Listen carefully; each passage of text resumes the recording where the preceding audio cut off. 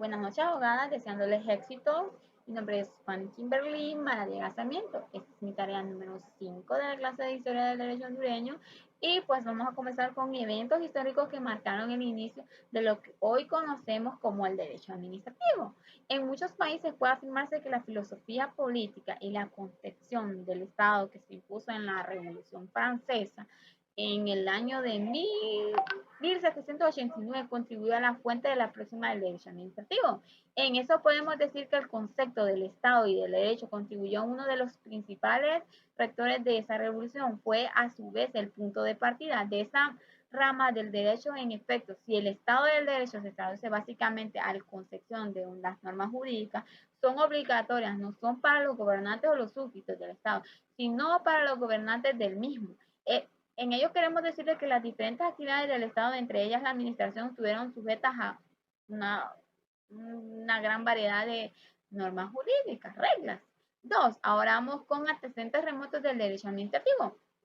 En ese orden de ideas podrían identificarse una de las primeras etapas relacionadas con el origen del derecho administrativo, refiriéndose a lo que la época podría denominarse antecedentes remotos que vendrían exclusivamente desde el derecho romano, o sea, hace demasiado tiempo, pues en ese imperio existían instituciones públicas que requerían de algún mínimo normas para regular su funcionamiento.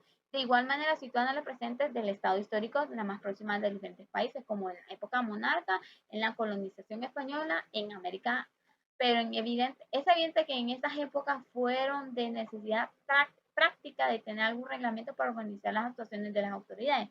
No existía la más mínima intención de conformar un cuerpo sistemático de normas que le regularan estas actuaciones, que además resultaron obligatorias, efectivas el cumplimiento para las mismas autoridades. Separar lo jurídico de lo administrativo y poder al fin hacer un trabajo, bueno, excepcional para el país o el imperio en ese entonces.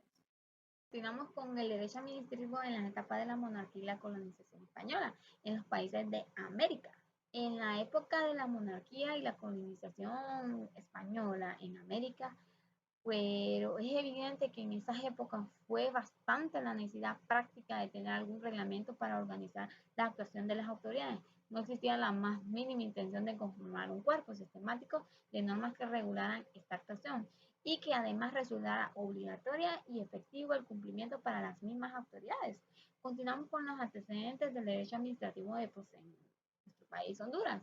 Durante la dominación española, la administración pública hondureña estuvo controlada por las normas que dictaban la corona, el vicerreinato de México, la Capitanía General de Guatemala y la Constitución de Bayona y la Constitución de Cádiz.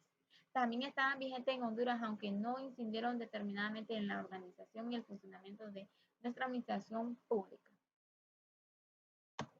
Contemos con el derecho administrativo en la etapa de la monarquía y la colonización española en los países de América.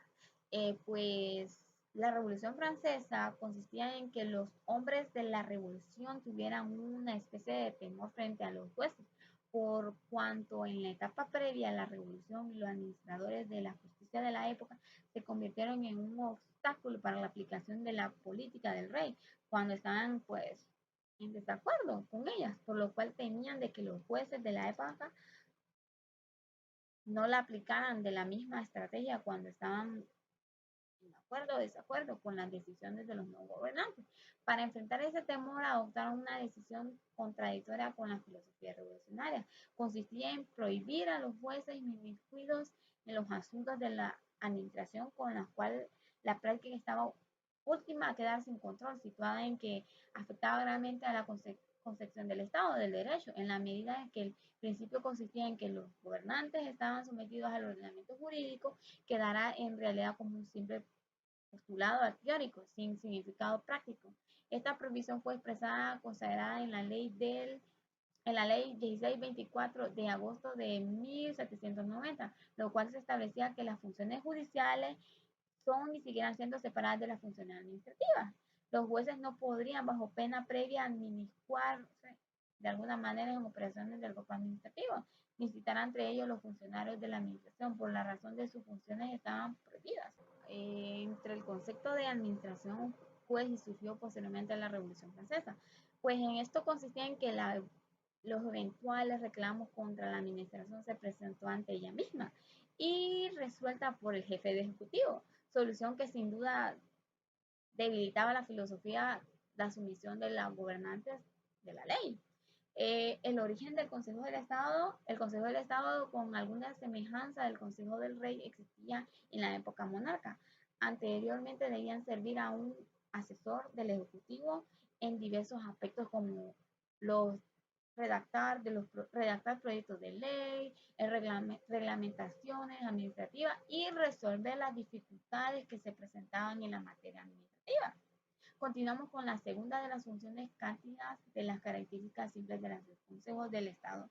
Se produjo en este órgano, estudiaba las reclamaciones que parecían presentadas por los ciudadanos contra la administración del Estado y proponía al jefe ejecutivo la decisión que las resolviera, o sea, tenía que resolver la Constitución Política del Estado de Honduras de 1848. La nueva Constitución fue emitida el 4 de marzo de 1848 durante el gobierno del licenciado Juan Lindo. La forma de gobierno era republicana, popular, representativa y se ejercía por tres poderes distintos: el poder legislativo, el ejecutivo y el judicial. El primer recibía el cuerpo representativo y el segundo un presidente y el tercero la Corte de Justicia y los juzgados inferiores. En el poder legislativo y el bicameralismo se consagró, siendo la Cámara de Diputados y la Cámara de Senadores que estas eran independientes entre sí. El poder ejecutivo lo ejercía un presidente del Estado nombrado directamente por los ciudadanos de Honduras que deberían de resultar electos por la mayoría absoluta de votos. De lo contrario, las cámaras reunidas en Asamblea General elegirían entre los dos más que han obtenido la mayoría de votos. La duración del periodo presidencial era de 4 años y podría reelegirse por una sola vez, sin intervalos de tiempo. La Corte Suprema de Justicia se invertiría en dos secciones, cada una tres magistrados propietarios, dos suplentes que harían la Asamblea General, una en Comayagua y otra en Tegucigalpa. En esta constitución fue abolida la pena de muerte, con sus excepciones de los juicios civiles sobre jurisdicción y no podía establecerse no ser constar que se había intentado ante el medio de conciliación, asimismo como podía haber dos juicios por un mismo delito. Y pues hasta aquí mi participación, abogada, pero haya sido de su agrado, saludos y que tenga buenas noches.